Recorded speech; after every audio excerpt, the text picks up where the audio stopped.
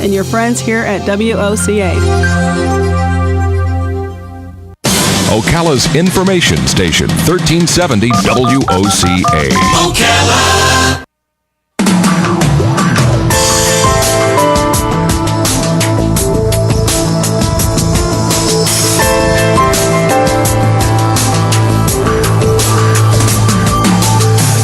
All right, it's 10 minutes before 10 o'clock. Thank you for tuning in this, what is it, Thursday morning, right, Robin? Yes. Have you ever borrowed from your brother? I think so. Yeah, I borrowed from my brother, and my brother's borrowed from us, and myself, and I don't mean really as adults, but I mean as kids. I don't know if that's what peer-to-peer lending is, but it probably is not. I'm sure it's something else, but maybe there's something close to that. Brendan Ross is on the phone. He's a financial expert and the president of Direct Lending Investments, and he's going to talk to us about the benefits of peer-to-peer lending for small businesses and for investors. And I'm all ears. I want to hear what this is about. Brendan, good morning.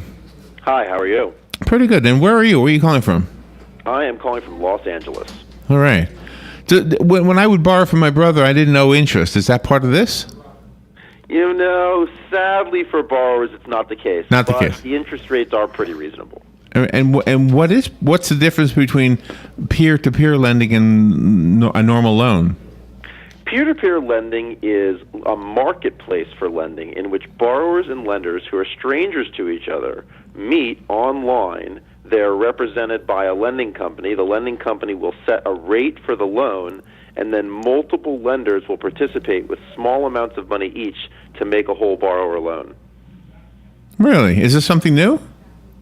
Well, it started in about 2007, and there's probably about $500 million worth of it done a month now in new loans, typically 36 and 60-month loans. And does this benefit the lender or the borrower in some way?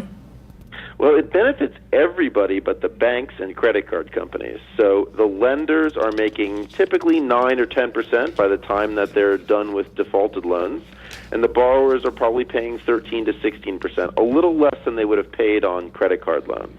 Oh, okay. But I'm guessing that the hoops you have to jump through to get the loan have to be just as stringent. Otherwise, it would fall apart. You'd get people borrowing money that never paid it back.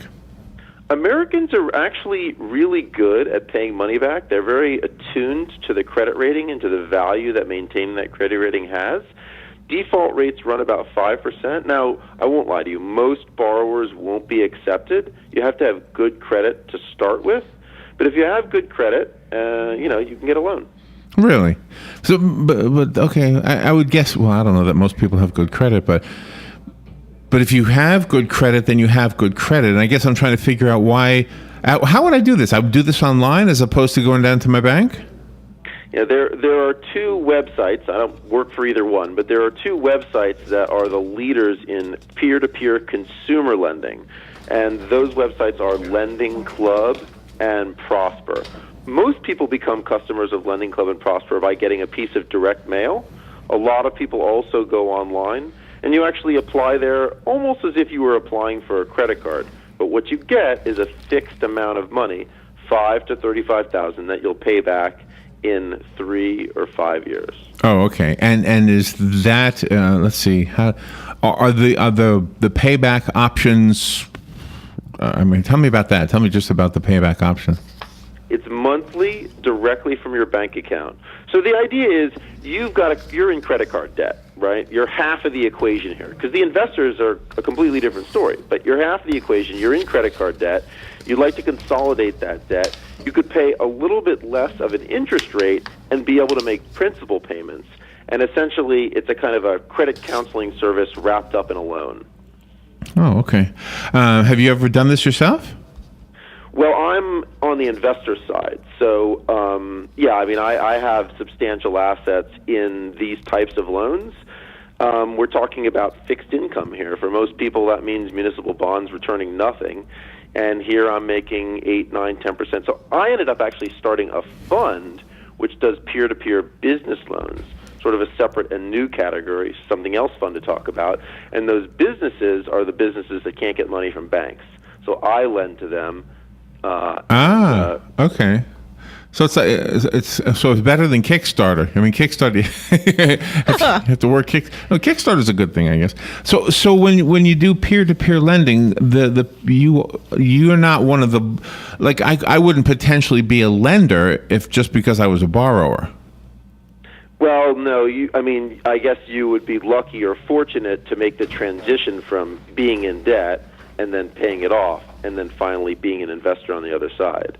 I think that's a great goal to achieve, but, So is that, but are you searching for them? Is part of the reason for the radio tour to attract investors as well as borrowers? No, I just enjoy talking about peer-to-peer lending. My business is to work with accredited investors who tend to be fairly wealthy and to put them in the fund that I run, which has about 12 or 13% returns. But that's generally not the radio audience. I'm just kind of sharing the news. Yeah, right.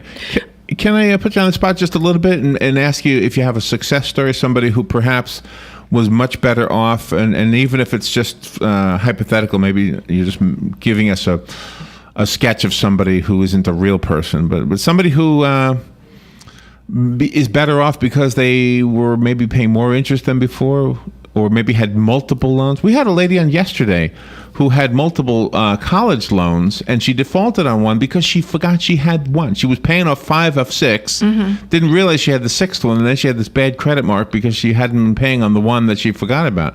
Had she consolidated them all, it would have been a lot easier. Yeah, and there's actually a company called SoFi, SOFI, that actually consolidates exactly those types of loans. They actually do peer-to-peer tuition loans. Oh, really? So that would have been something, okay. This is an emerging thing, this transition, this frustration with the banking system from both lenders and borrowers. I mean, nobody wants to earn 1% on interest rate on their savings. Right.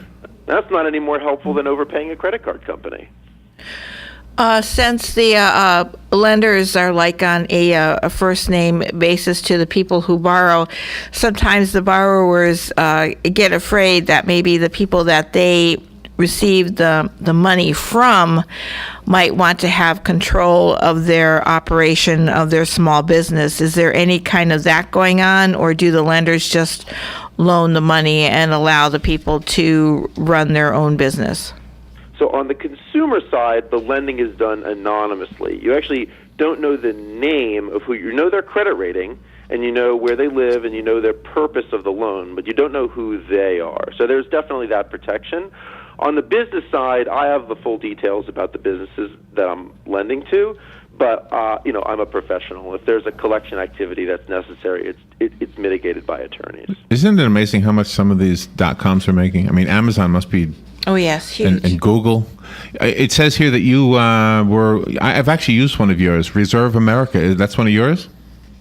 So I was a turnaround CEO before I began managing this hedge fund. And as a turnaround CEO, I ran Reserve America. So if you I love that site. If you made campground reservations, you used my software. Yeah, I did. I did. It was wonderful. It was the best thing I found in those days. I haven't used it lately because, well, my son's grown up and I haven't gone camping, which is unfortunate. All right. Well, what do we need to know? I'm hoping that we've given just enough information so that our listeners will want to know more. And if they call me, I'm not going to know how to answer. So is there a website they can go to? Well, yeah, I would say that folks interested in being investors that are accredited should reach out to me at dirlend.com. That's directlend.com. Okay, dirlend.com. All right, that's easy enough. And do you? Let's see. You've been around for a while. So have you had the folks who have? Can you get a mortgage? Let's put it that way. It hasn't spread to mortgages yet, and that's because the length of the loans is so long, and the mortgage industry is still relatively efficient. So there has to be something broken. You asked about an example. The example is any business that goes to a bank, and the bank says no. And guess which businesses that is? Every business. Because it's so difficult to get a bank loan. Banks are making half the number of small business loans they were 15 years ago. Really? Yeah, and so those people are the ones that benefit because they wouldn't have a new pizza oven, they wouldn't have an awning, they wouldn't have an extra 50 places for people to sit. Okay. Yeah. So what do you ask for collateral? They have to, we file against the business, so they have to. We put a lien on the business and personal guarantees. Okay. Well, good information. Again, for the listeners, I know that we have quite a few out there that might be interested in this. So go to dirlend.com, directlend.com. Thank you. Thank you for being on with us, Brendan. Absolutely. Good stuff. We'll take a little break. We'll be right back. This is The Source, WOCA Ocala. The weather is brought to you by myfwc.com. Safe boating is no accident. It'll be partly sunny today with a shower and thunderstorm around, high 86 to 90. Partly cloudy. Fox News Radio, I'm Lillian Wu. World leaders at a NATO summit in Wales gathering in the face of what some call evolving